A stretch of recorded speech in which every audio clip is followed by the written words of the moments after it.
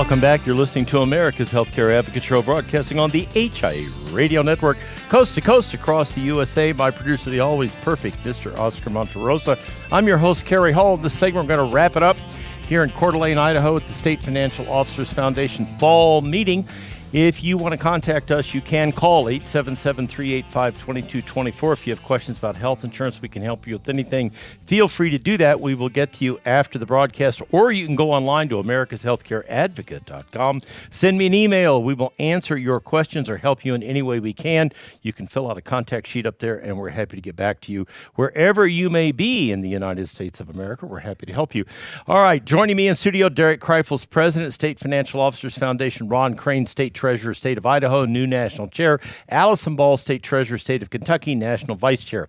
So, Allison, this whole regulatory climate that we've been in for the last 8 years, where we've literally choked businesses to death and heaped more and more and more on states in terms of what they have to do, and et cetera, et cetera.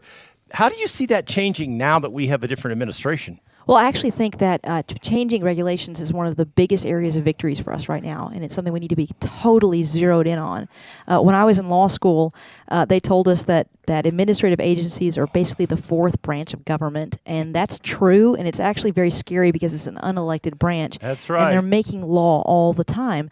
So in my state, our governor has started what he has called the red tape reduction.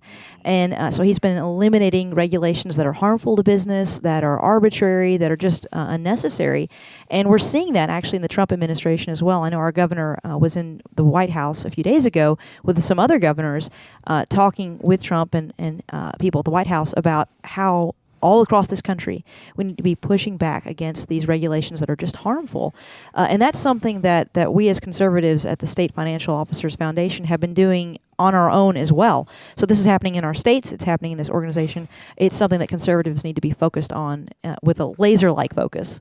Yeah, it's interesting because, Ron, and Derek, this is interesting. When I look at the markets right now, where the markets are and how the markets are just literally, my daughter, our oldest daughter, works at Morgan Stanley and is a certified financial planner, et cetera.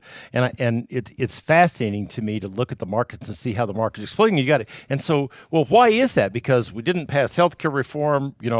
This whole tax reform issue is going to take some time to get done. What's the thing that the markets are seeing that we're not hearing about in the media?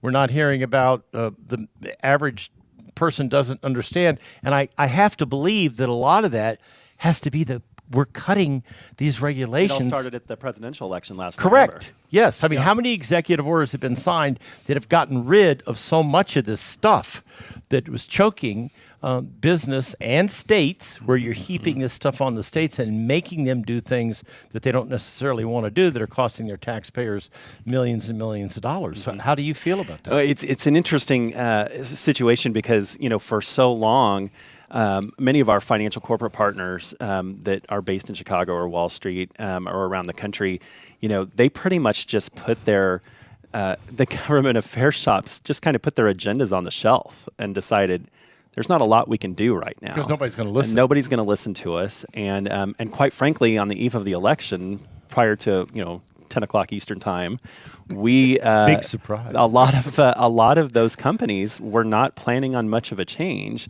And so it was interesting. Treasurer Crane and I had the opportunity to travel to New York City to meet with many of our corporate partners and other companies.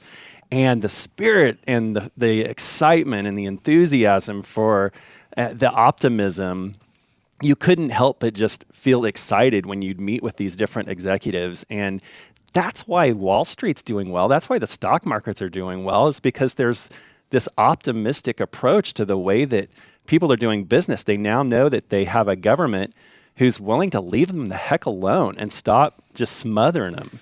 Yeah, it's fascinating. I heard one of your folks on the panel today, Ron, say that he was quoting Paul Krugman, the financial opinion writer for the New York Times, a paper that I unfortunately have to read.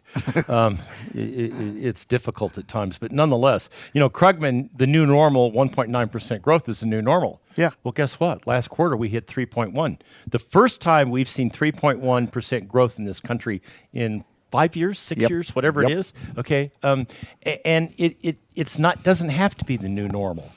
You go back and look at Ronald Reagan, and I did an interesting column on this and posted it on my Facebook page. I compared GDP under Reagan to GDP under President Obama, and I said let's compare because. We like to diminish people in this country. We're really good at that.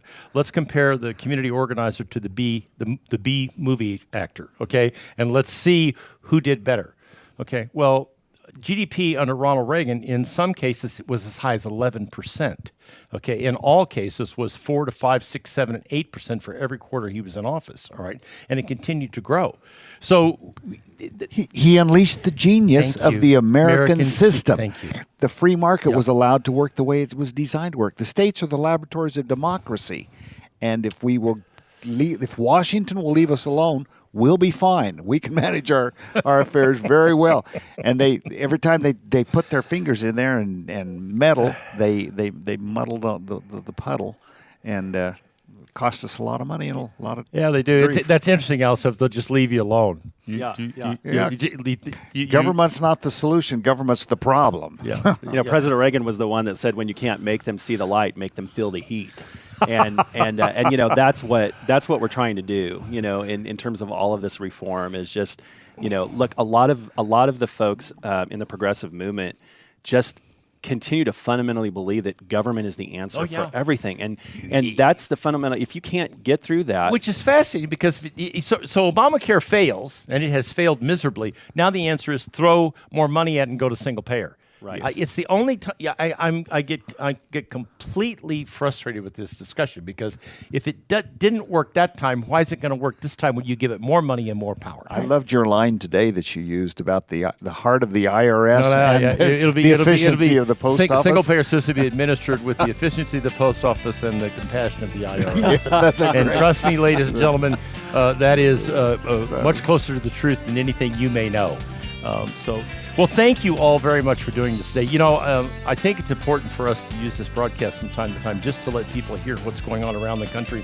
And in your case, I think it's encouraging for people to see there's a light at the end of the tunnel and it's not an oncoming train. Absolutely. So I Thank you greatly so much. appreciate you taking the time. Thank you all very much. We Thanks for enjoyed having it us immensely. on. It's great to be on here. Thank you, ladies and gentlemen, for listening to America's Healthcare Advocate. Remember, it's a funny thing about life. If you refuse to accept anything but the very best, you most often get it. Join us again next week for another edition of America's Healthcare Advocate, or you can go online to americashealthcareadvocate.com and listen to our podcast. Goodbye, America.